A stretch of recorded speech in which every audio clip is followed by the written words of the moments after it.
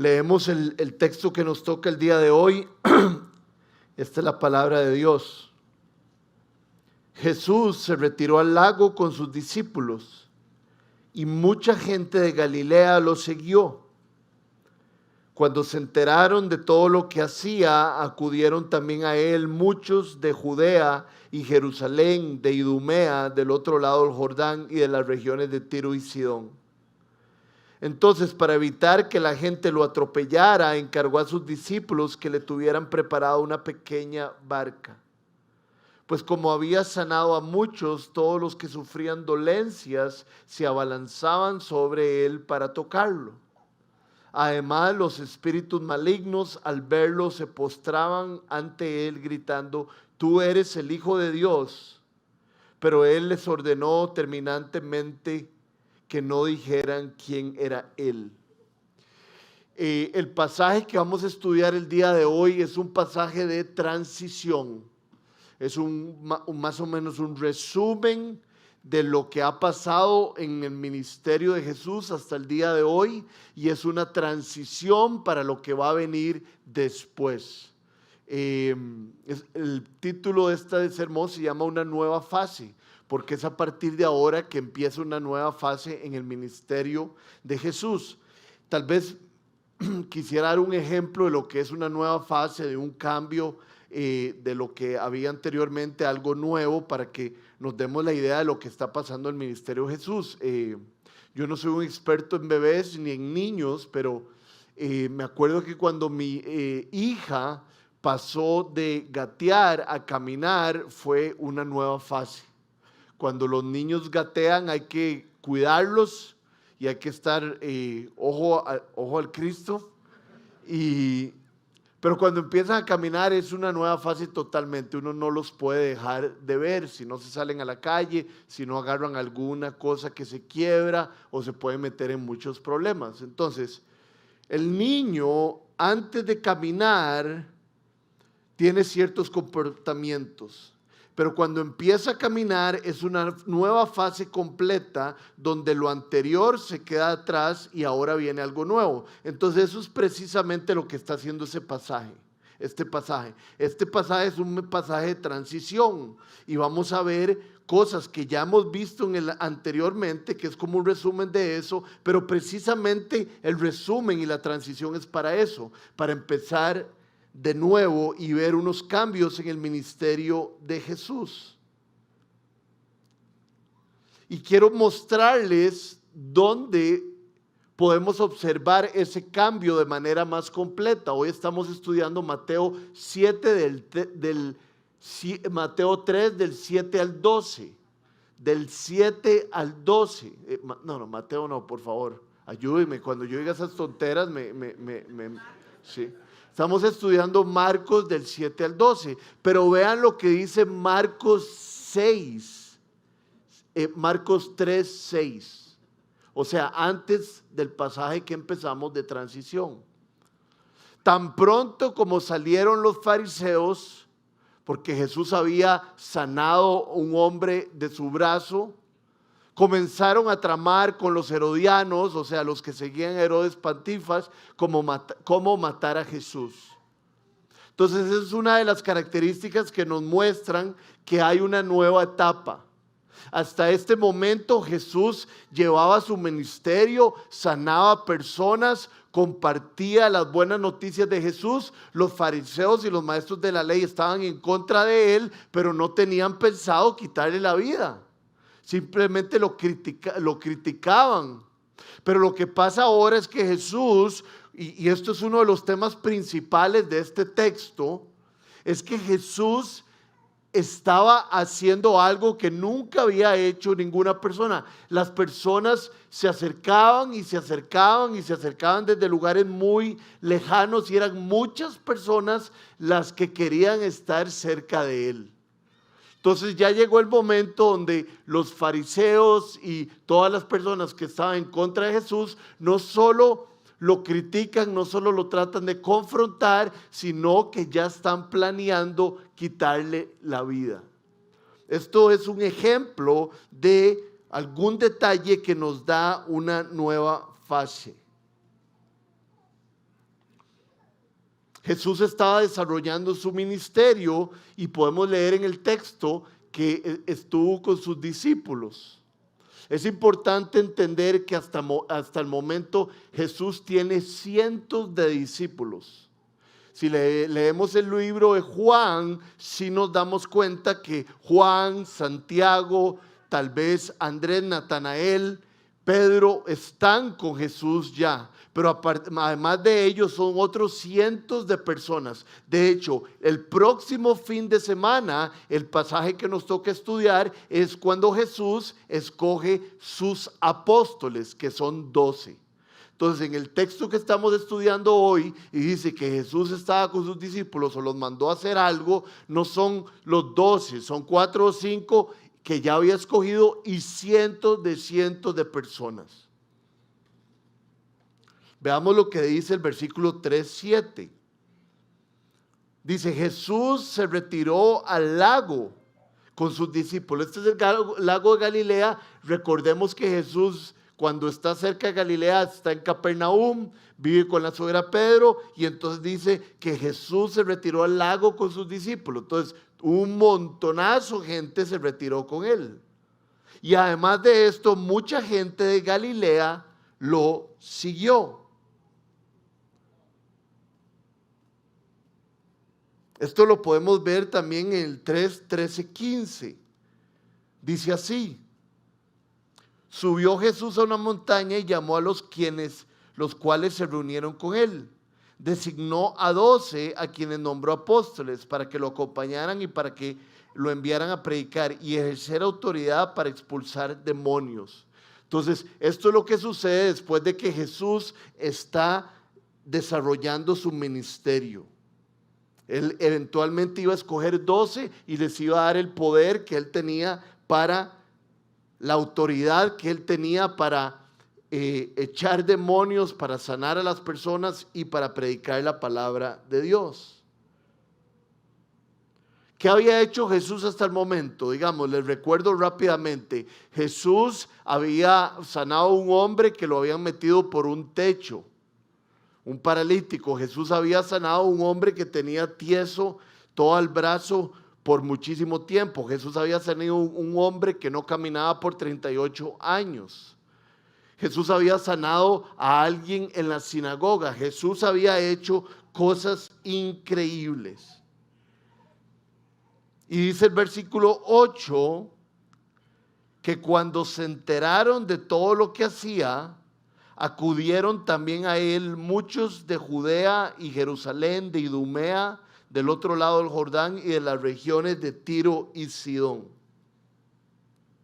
Para que se imaginen la popularidad de Jesús, cuando dice que venían personas a buscarlo de Idumea, eran personas que más o menos caminaban 100 millas. No sé cuántos días dura eso haciendo uno. Ligia Madrigal dura como día y medio o 2. No saben quién es Ligia Madrigal, no importa, pero son 100 millas. Inclusive dice que no solo de Idumea, sino de Tiro y Sidón. De Tiro y Sidón a donde está Jesús en Galilea son 50 millas. Yo caminaría 100 millas para ir a rescatar a mi esposa o para ir a rescatar a mi hija o rescatar tal vez a alguno de ustedes si Dios me lo pone en el corazón. Uno caminaría 100 millas solo por algo muy importante.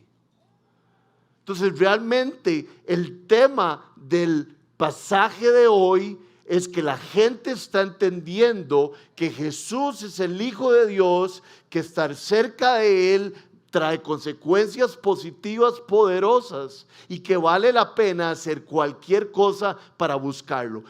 Con eso nos podríamos ir a la casa. Vean que es un pasaje donde no hay muchísima carne. Es un pasaje que solo nos está contando detalles, pero lo que nos está contando es que la gente se estaba muriendo por estar con él.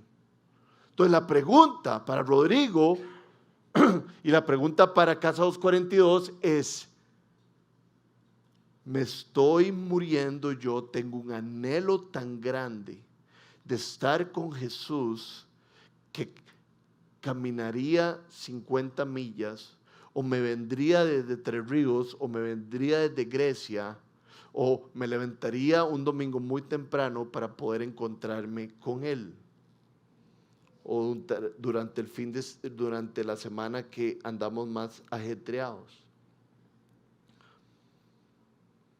No todos buscaban a Jesús por las razones correctas, eso sí lo tenemos claro. Y es importante que lo tengamos claro porque puede ser que no. Muchas personas que estamos aquí podríamos estar buscando a Jesús por las razones incorrectas. Jesús en Juan 6, del 14 al 15, multiplica los panes y multiplica los peces.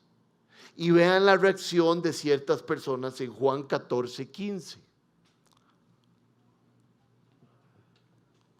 Al ver la señal que Jesús había realizado, para que sepan, en el libro de Juan se repite la palabra señal muchísimas veces.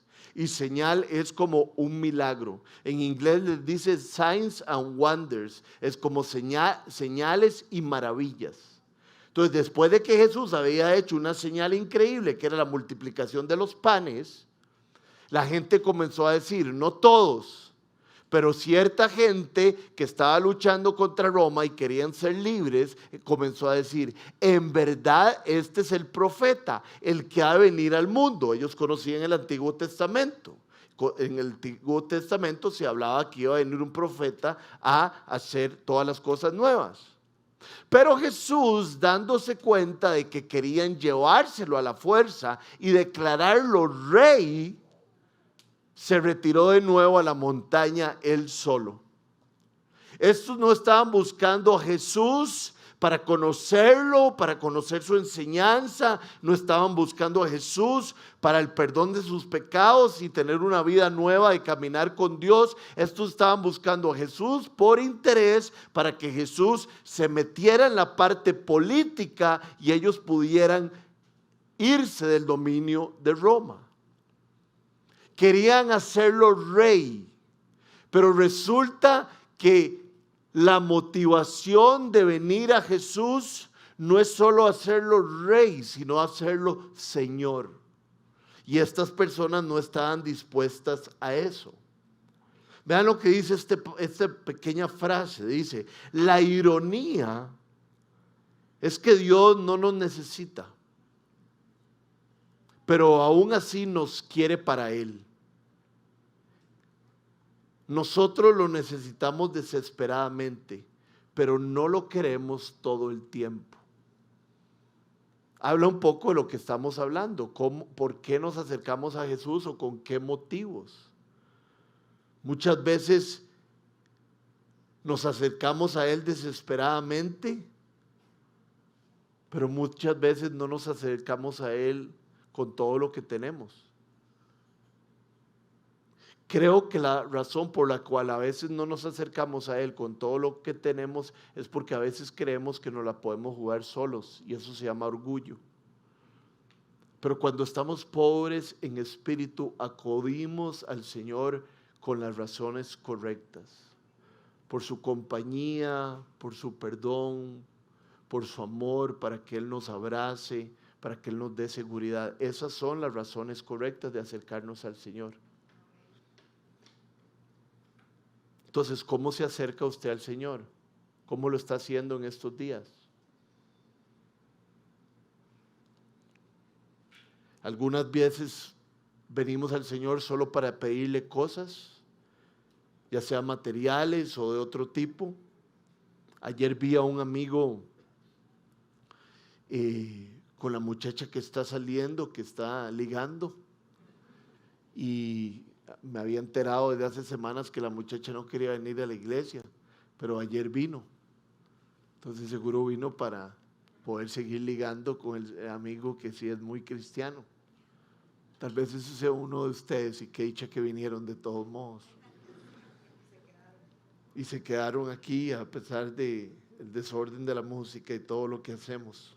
No, desorden no, lo carismáticos que a veces podemos ser.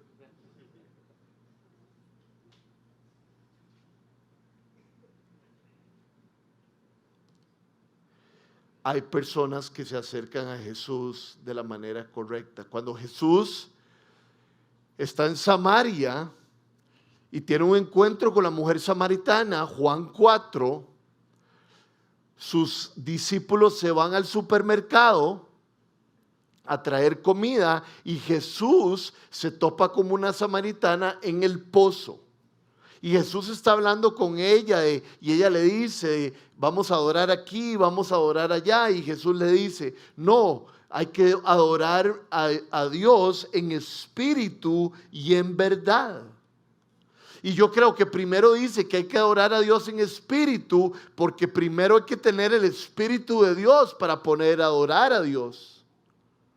Usted no puede acercarse a Dios a adorarlo si no tiene el Espíritu de Dios. Se recibe el Espíritu de Dios cuando nosotros nos arrepentimos de la vida que hemos vivido, que ha sido para nuestro orgullo y para nuestro fama y para nuestro poder, y le decimos a Jesús, Jesús, yo ya no quiero vivir sin ti, yo quiero que perdones mi orgullo y la vida que he llevado lejos de ti, quiero recibir tu perdón. Y Dios pone su espíritu en nosotros y adoramos a Dios en espíritu. Así es como Él quiere que se adore. Jesús así lo dice. Y después dice que quiere que lo adoremos en verdad, que creo que tiene mucho que ver con lo que acabo de decir. Así quiere Jesús que lo adoremos. Adorar a Dios es brindarle nuestro amor, es brindarle nuestra reverencia, nuestro servicio, nuestra devoción. Voy a repetirlo otra vez más. Adorar a Dios es brindarle nuestro amor. Cuando hay amor a Dios, hay reverencia. Y cuando hay amor, queremos servirle por nuestra devoción a Él. El Señor le dice a Moisés, adora a Dios porque a Él solo servirás. Él también ha mandado, amarás al Señor tu Dios con todo tu corazón, con toda tu alma, con toda tu mente y con toda su fuerza. Y el nombre de Jesucristo lo servirás. Amarás al Señor tu Dios con todo, con todo, con todo y con todo. Y solo a Él le servirá. Hoy no vino mi amigo que acaba de hacer algo en los últimos meses que es inaudito, que es algo que yo nunca había escuchado en mi vida. Y por eso lo voy a contar porque él no vino. Resulta que mi amigo ha sido liguista por más de 35 años. Y todo lo que les estoy contando, se los estoy contando aquí en la casa de Dios y delante de Dios. Okay, entonces sepan que todo es verdad. Por más de 35 años ha sido seguidor de la liga. Y en los últimos 7 meses me ha dicho, me hice sapricista. La esposa de él es muy sapricista. Es hija de un señor que jugó en Saprissa. Y entonces ahora mi amigo también se volcó a ser sapricista porque tiene un hijo de 6 meses o 9 meses, 1 año y medio. Entonces mi amigo dice, yo no puedo ser liguista y no puedo hacerle eso a mi hijo. Yo quiero que mi hijo crezca y gane campeonatos. Entonces literalmente es increíble, él me manda, viste que ganamos, buenísimo, bicampeones, y yo me quedo, pero ¿qué le pasa a este mae? Está loco, de verdad se cambió de equipo. Y yo sé que es una historia vacilona, pero yo me imagino que mi amigo con su boca y con algún compromiso y seriedad nos cuenta que efectivamente se hizo sapricista. Pero yo me imagino que aquí, ¿verdad? En lo más profundo de él sigue siendo liguista. A uno no se le, uno no se le olvida las veces que uno fue al estadio, a uno se le olvida los buenos jugadores de la liga. A todos los que basurié los estoy ayudando en este momento. Entonces yo lo que digo, mi amigo tiene de fijo una división en su vida. Mi amigo quiere de ahora en adelante seguir a Saprissa y enseñarle a su hijo acerca del mejor equipo del mundo, pero por 35 años fue liguista y eso no se lava y no se quita rápidamente. Y eso es lo que se me viene a la mente cuando dice, adorarás a Dios y solo a Él servirás. Tenemos que preguntarnos si toda nuestra adoración y si todo nuestro servicio es a Él o si nuestro corazón está dividido entre otras cosas. ¿Por qué? Porque eso es lo que habla este pasaje también, de adorarlo en espíritu y en verdad, adorarlo con todo. Es interesante porque muchas veces hay personas que se inventan su manera de adorar a Dios. He escuchado demasiadas veces, y es una tristeza, que personas dicen que no necesitan ir a la iglesia porque ellos en su casa pueden adorar a Dios. La Biblia dice cómo Dios quiere ser adorado. No solo en espíritu y en verdad, sino también dice que no nos dejemos de congregar. Entonces, nosotros no inventamos cómo adorar a Dios. Dios nos dice cómo adorarlo. Cuando Dios dice que el dinero es de Él y que Él hace con el dinero lo que Él quiera y que Él quiere por medio del dinero hacer discípulos, nosotros lo adoramos con lo que nos da el dinero. Él es el que determina cómo nos acercamos a Él, no nosotros a Él. Importante, lo más importante, Dios ha determinado que nos acercamos a Él por medio de un mediador y es por medio de Jesucristo. Nadie puede acercarse al Padre si no tiene a Jesucristo como su Señor y Salvador. Entonces, muchas personas en iglesias evangélicas, muchas personas en iglesias católicas o en cualquier otro tipo de iglesia que en Cristo, se inventa maneras de adorarlo. Pero para saber adorar a Cristo hay que ver lo que dice la Biblia. No nos inventemos cómo vamos a adorar a Cristo. El otro día me llegó una platilla. Una muchacha, lo más linda de la iglesia, le presté el carro por varias semanas porque tenía el carro chocado y me dejó el carro, pero es más, le quiero prestar el carro todo el año, se lo quiero prestar porque me dejó el carro con un queque seco, ustedes saben que es mi preferido, dejó el carro con una torta chilena, dejó el carro con un olor rico y además dejó una platilla como agradeciendo, como saque a su esposa a comer o algo así. Y yo agarré el 10% de lo que ella me dio y ayer lo traje. Y de hecho usé los peces, nunca había usado los peces en todos mis 16, 17 años que he venido a la iglesia. Y yo dije, pero hemos estado bien económicamente y ya vamos bien con esto del fondo misionero y creo que estamos entendiéndolo. ¿No será que yo tengo que tal vez que darle estos 20,000 colones a uno de esos personas que están en los túneles o que hemos visto que están aquí perdidas? Y Jesús, la Biblia nos dice que adoramos a Dios de primero con los primeros frutos. Entonces yo no me puedo inventar que el 10% de lo que me dieron, eso es lo que quiero darle a las personas necesitadas. Eso no es lo que Dios ha dicho. Dios ha dicho que hay que traerlo a la iglesia. Ahora, con lo que me sobró, tal vez voy a ir a un restaurante no tan lindo y ahí sí puedo ayudar a los demás. Y ahí sí puedo ayudar a otras organizaciones. Pero la manera de adorar a Dios, Él es quien la determina. Traigan a mí sus primeros frutos. ¿Me explico o no?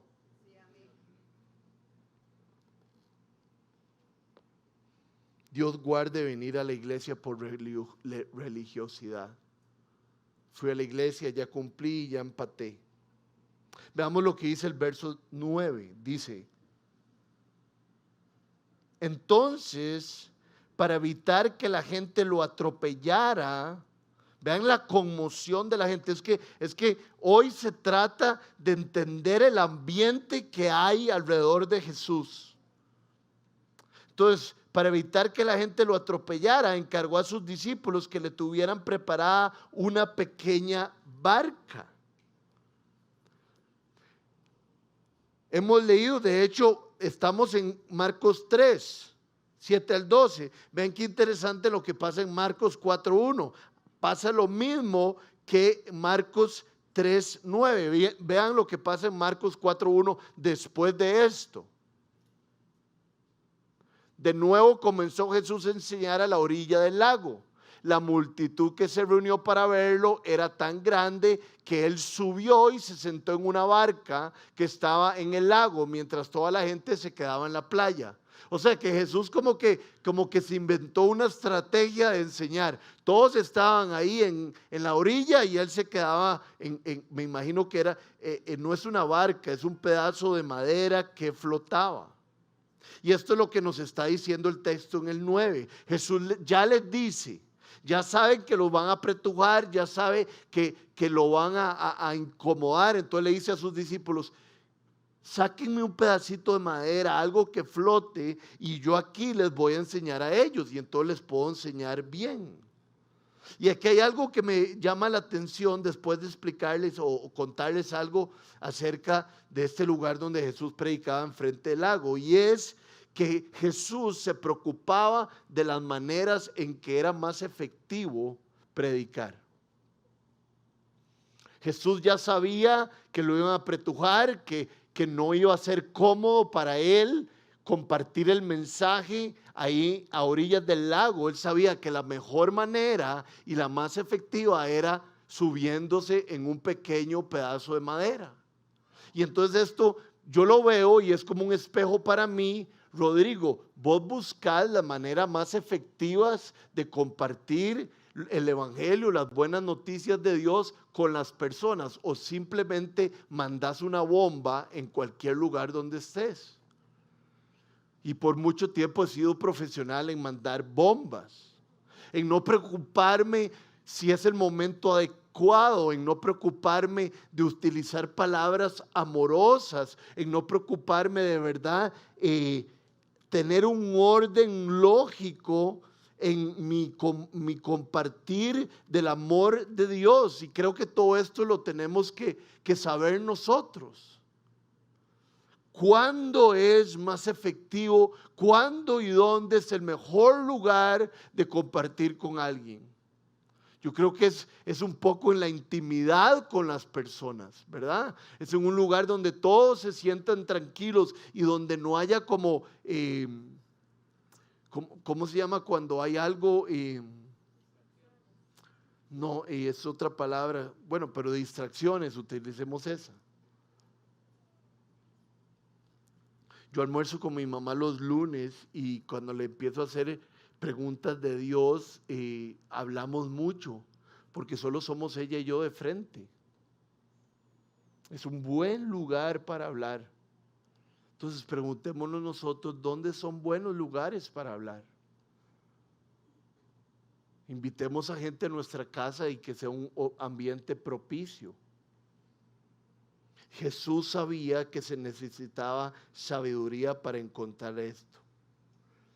Y lo que quiero recalcar del versículo 9 también es que Jesús dijo, lástima que no lo busqué en el griego porque hubiera sido tal vez mucho más importante.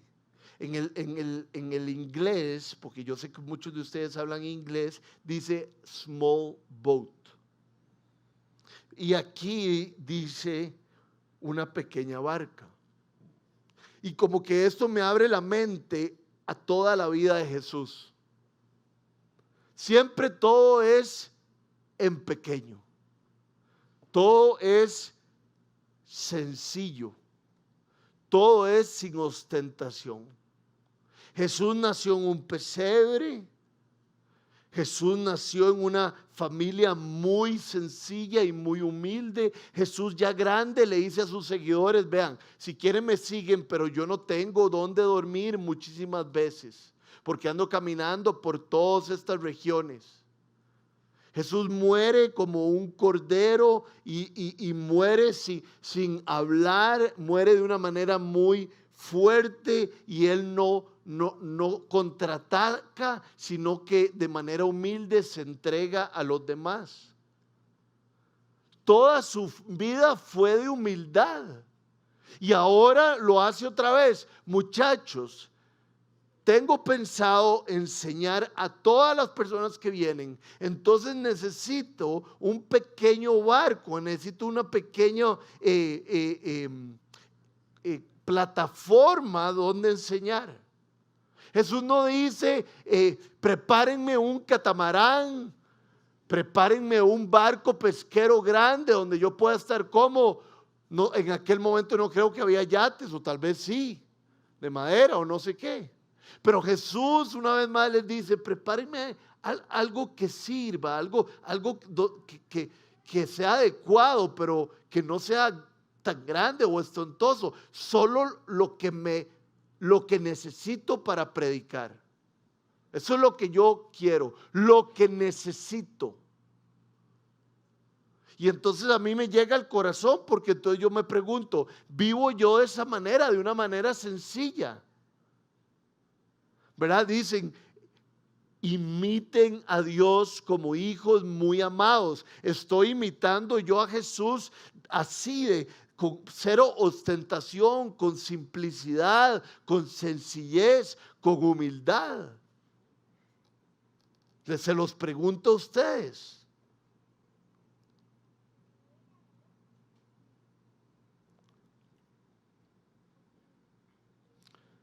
Y Jesús, ¿saben por qué vivía de esta manera?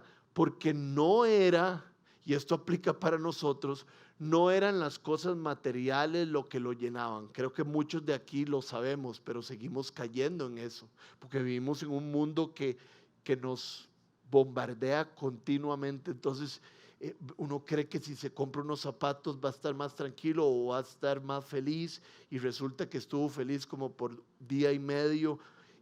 Uno se compra un carro, uno tiene una finca o uno le puede comprar un juguete a su hijo y usted está muy feliz, pero nada de verdad llena nuestro corazón, ¿verdad? San Agustín dice, no me acuerdo las palabras literalmente, pero dice, nuestras almas fueron creadas para ti y no es hasta que te encontramos a ti que son satisfechas. Y Jesús entonces nos dice en este encuentro con la samaritana cómo vamos a ser satisfechos de verdad. Juan 4 del 31 al 34. Mientras tanto sus discípulos le insistían, Rabí, come algo. Y Jesús les dice, vea, Rabí, come algo, tenés necesidades físicas. Y sí tenía necesidades físicas, pero él pone algo antes de sus necesidades físicas que lo llenaba para después ser llenado de sus necesidades físicas. Es increíble porque cuando nosotros somos llenos de Dios, como que nuestras necesidades físicas se encogen un poquito y ya no son tantas. ¿Han visto cómo eso sucede en la oración? Que uno le da gracias a Dios por un montón de cosas y después casi que ya no le da tiempo de orar por nada más. No tiempo, ya uno no quiere, porque se ha dado cuenta de todo lo que Dios le ha dado. Entonces Jesús les dice, yo tengo un alimento que ustedes no conocen. Ustedes trajeron pan y trajeron peces y traer un montón de cosas que compraron. Pero yo quiero que ustedes sepan que yo tengo un alimento que ustedes no conocen.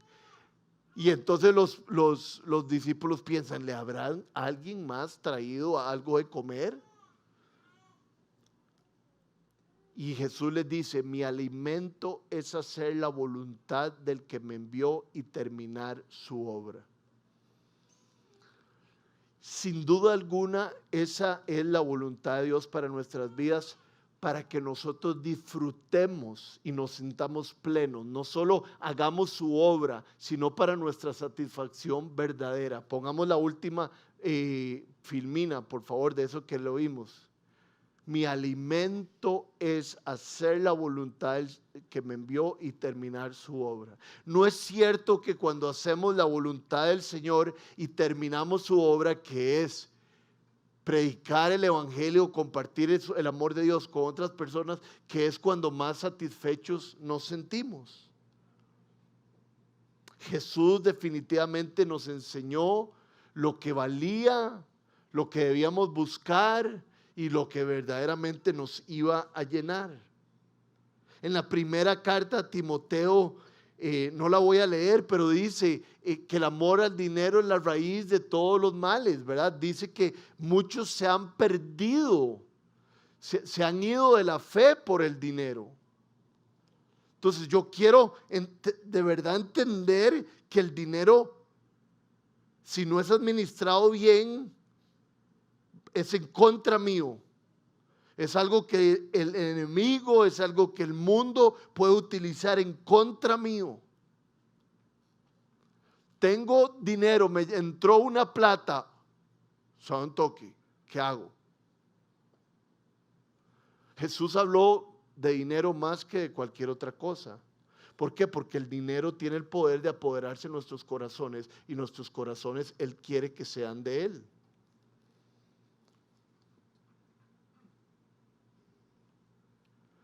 Vean lo que dice esta frase. Una vida devota. Voy a hacer un chiste malo. No es una vida devota. Qué malo, ¿verdad? No es una vida con botas. Vean, sí se ríen. Una vida devota lo que significa es una vida totalmente entregada a algo. Una vida devota puede ser que traiga recursos. ¿Por qué? Cuando nosotros tenemos devoción de Dios, cosas muy buenas pasan en nuestras vidas. La Biblia nos enseña, sean disciplinados. Y eso trae muchos recursos, trae muchas bendiciones. La Biblia dice, amen a sus esposas como Cristo amó a la iglesia. Y entonces amamos a nuestras esposas y hay una gran bendición en nuestra vida. Entonces la Biblia tiene un montón de valores que traen recursos a nuestras vidas. Pero dice que la rica simplicidad de ser nosotros mismos delante de Dios es lo que trae verdadera riqueza. Ser nosotros mismos delante de Dios. ¿Por qué? Porque Dios nos ha aceptado tal y como somos. La verdadera riqueza de la vida es poder presentarse delante del trono de Dios, porque nuestros pecados han sido perdonados. Por favor, escribámoslo en el espejo. Por favor, digámosle al Señor todos los días, recordame eso, Señor. La riqueza de mi vida es estar contigo. Es poder estar yo tal como soy, pecador, contigo porque vos me aceptás. La riqueza no es montarme en este carro, la riqueza no es tener cosas materiales, la riqueza es hacer la voluntad del Padre y terminar la obra que Él envió. La riqueza es hacer la voluntad del Padre, terminar la obra que Él envió. La riqueza es hacer la voluntad del Padre y terminar la obra que Él envió. ¿Cuántas veces hemos escuchado esto? Entonces hay que pedirle al Espíritu, Señor, que esto, yo estoy utilizando una palabra en estos días con el Señor, le digo, Señor, calcina esto en mí, porque lo tengo aquí. Rodri, la verdadera riqueza es hacer la voluntad de Dios. y terminar la obra que Él hizo. La verdadera riqueza es poder presentarse a Dios tal y como soy, sin miedo y sin culpa, porque Él cubre mis pecados. Pero Señor, todo esto lo tengo aquí. Yo quiero que lo calcines y me lo pongas aquí, que sea la realidad de mi vida. Esa es mi oración para todos nosotros. Sabemos las respuestas, pero las vivimos. Seguimos ahora en el verso 10. El verso 10 dice lo siguiente: pues como había sanado a muchos, todos los que sufrían dolencias se abalanzaban sobre él para tocarlo. Esto no es algo negativo, sino que lo está hablando en positivo, porque él había sanado tantas personas, más y más gente se acercaba a él. Esto motivaba a las multitudes. Ya esto lo hemos hablado muchas veces, pero ¿cómo funcionaba el ministerio de Jesús? Jesús muchas veces predicaba y para autenticar su mensaje, demostrar que era verdadero y que era el mensaje de Dios, hacía milagros. O Jesús hacía milagros y para autenticar esos milagros, predicaba. Entonces, eso era lo que estaba cambiando a la gente, que Jesús hacía milagros, pero también enseñaba. Y eso es lo que nosotros también tenemos que vivir. No enfocarnos en los milagros y no solo enfocarnos en la enseñanza, sino que Jesús, vemos en la Biblia, que hace las dos cosas. Yo no sé si usted lo cree, pero yo creo que Jesús todavía hace milagros de los más pequeños a los más grandes.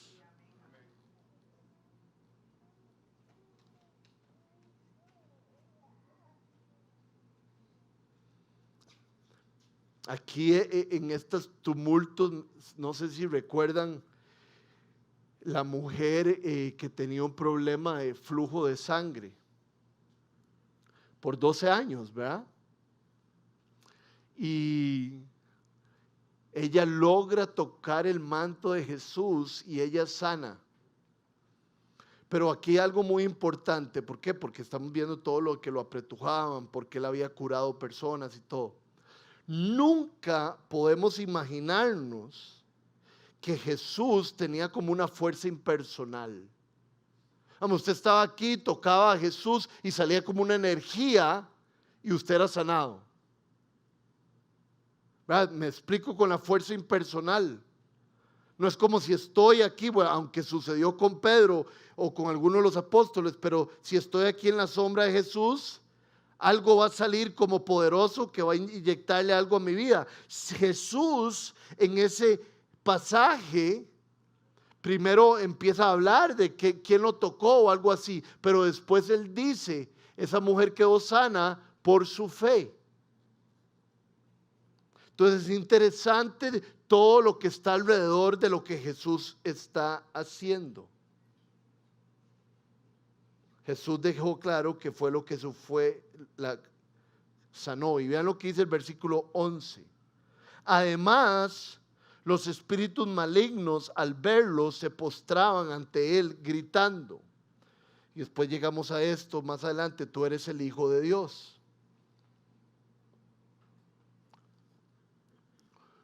Muchas veces los espíritus dicen, ya vienes por nosotros. Ya vas a juzgar al mundo, ¿verdad? Los espíritus malignos saben lo que viene. Los espíritus malignos saben el progreso de la redención. La pregunta que yo me hago es si nosotros lo sabemos.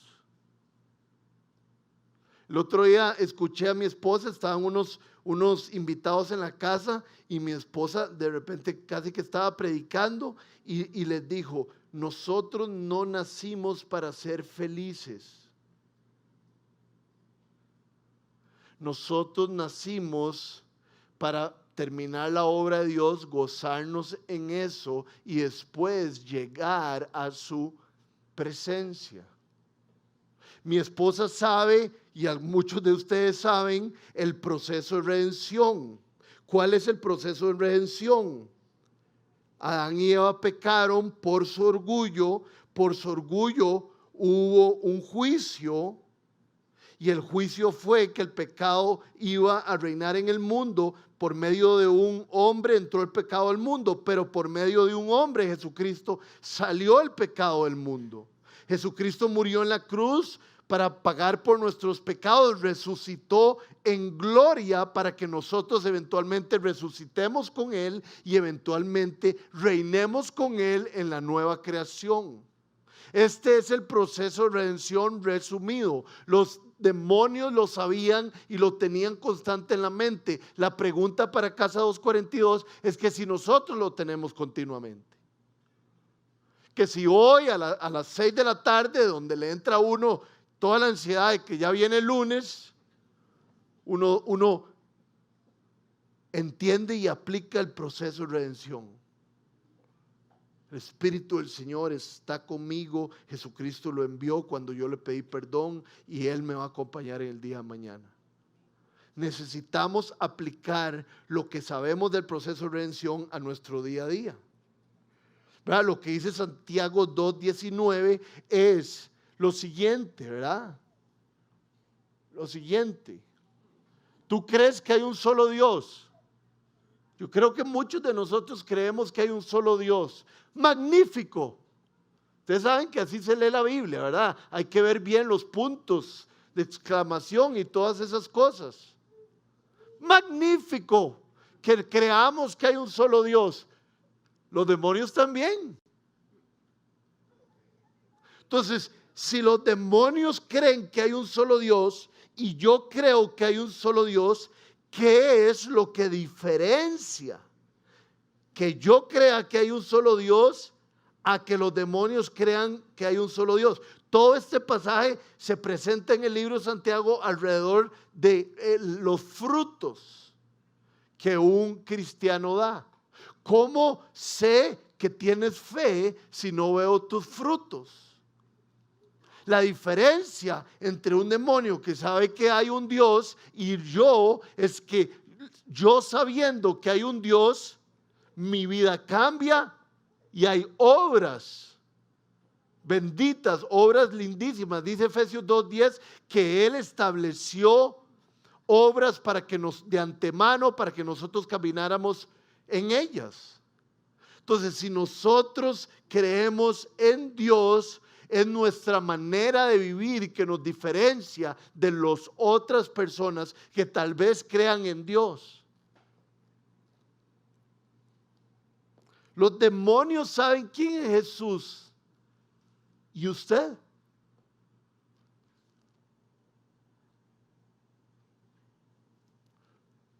Dice el libro de Efesios. Dios, dice el libro de Efesios, en el capítulo 1, en algún momento dice, quiero conocerte mejor. Y ese conocerte es la misma palabra que se utiliza en el Antiguo Testamento donde dice que Adán conoció a Eva. Es una manera muy elegante de decir que Adán se acostó con Eva. Adán conoció a Eva, entonces hubo intimidad. Hubo un encuentro demasiado profundo. Cuando dos se unen y tienen relaciones que están reservadas para el matrimonio, hay una intimidad y hay un conocimiento entre ellos que antes no había. Y entonces Pablo dice en Efesios, Señor, yo quiero ese mismo, y se usa la misma palabra, yo quiero esa unión y esa intimidad contigo. Esa es la pregunta para nosotros. Porque si uno quiere esa intimidad de conocer a Dios, hay que verdaderamente ser intencional en un montón de cosas. No es carga, Dios guarde, se vayan ustedes de aquí con carga. Quiero conocer a Dios, ¿qué hago? ¿Qué hago? ¿Qué hago? Nada. Reciba lo que Jesús ha hecho por usted. Pero eso es como lo que yo quiero que quede en nosotros, que ganas de conocerlo, que ganas de ser como de todas estas personas que lo apretujaban, porque sabemos que en Él hay algo que no existe en ningún otro lugar.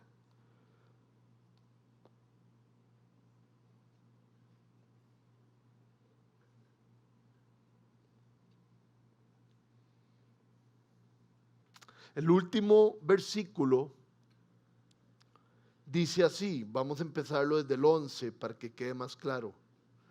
Además, los espíritus malignos, los demonios, al verlo, se postraban.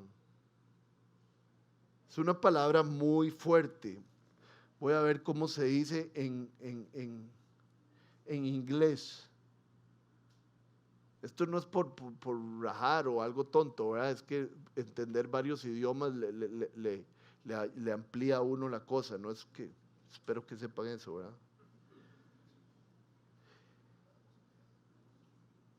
Cuando los espíritus lo veían, they fell down. Se postraban delante de él. Postrarse es más allá de ponerse de rodillas. Y le decían, tú eres el Hijo de Dios. Y él les dice, pero él les ordenó terminantemente que no dijeran nada. ¿Quién era él? Siempre me he preguntado por qué Jesús les dice eso. Y siempre había entendido una razón. Y la razón era porque Jesús tenía claro las etapas de su ministerio. Y entonces en las primeras etapas, él no quería que todo mundo él supiera que era el Cristo. Pero estudié qué significa aquí en Marcos 3 y dice lo que significa que Jesús no quería que ningún demonio proclamara lo que él era. Yo no quiero que ningún demonio diga quién soy yo. Quiero que mis hijos digan quién soy yo. No me digan hijo de Dios ustedes, que otros me digan hijos de Dios. Y entonces eso nos lleva a entender, Jesús quiere que nosotros proclamemos quién es Él, el Hijo de Dios, del Dios viviente.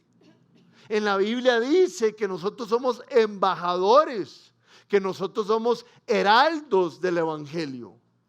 Y aquí es donde se ve lo lindo y lo lleno de gracia y lo misericordioso que es el Señor. El Señor nos perdona y nos dice, vayan en nombre mío.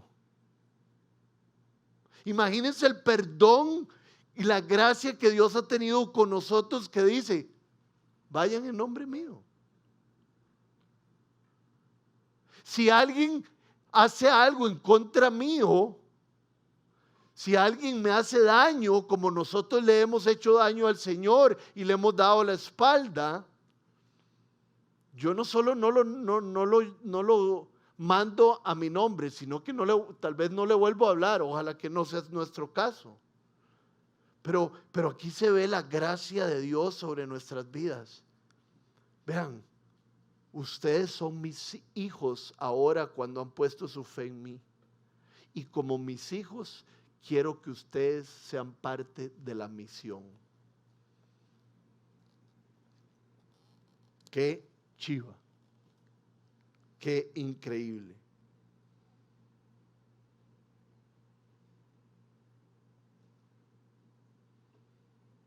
¿Cuál es el tema principal de este sermón? El tema principal de este sermón, que es un sermón de resumen y de transición, es que la popularidad de Jesús había crecido de una manera increíble. La gente lo buscaba desde todos los lugares y él estaba dispuesto a enseñarles y a curarles. Ese es el tema principal, pero yo quiero terminar con una palabra, y esta palabra es lo que quiero que nosotros nos llevemos a la casa y sea lo que nosotros hagamos con Jesús. Vean lo que dice el versículo 10. Ya lo habíamos leído, pero tal vez no todos nos enteramos de la palabra. Pues como había sanado a muchos, todos los que sufrían dolencias se abalanzaban sobre él. Pregunta Rodrigo, ¿te abalanzás al Señor?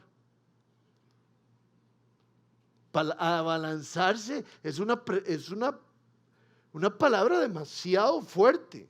Significa arrojarse. ¿Verdad? Como si usted fuera a Ojo de Agua y llegara al trampolín más grande y usted se mandara desde ahí. Se abalanzaban a Cristo. Me abalanzo yo a Cristo.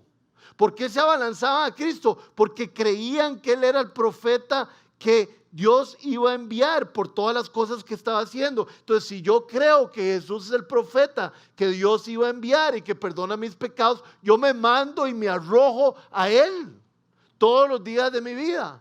¿Ven lo que significa abalanzarse? Lanzarse con ímpetu hacia adelante. Entonces, que eso se vaya con nosotros.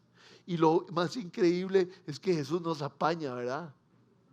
Ojalá lleguemos así, pero si somos un toque torpes, como que, y Jesús nos agarra. No es que, no hay nada que le guste más a Jesús que nosotros nos abalancemos, nos arrojemos a Él. ¿Verdad? Recuérdense del hijo pródigo. No, usted no va a ser un jornalero para mí. Venga, le voy a dar calzado, le voy a dar una túnica, vamos a hacer una fiesta. Pero Padre, ¿por qué estás así tan lleno de gracia? Porque vos te estás arrojando y abalanzando de mí. Te arrepentiste de la vida que estás llevando. Entonces tirémonos de jupa, tirémonos con todo lo que tenemos a conocer a Jesús.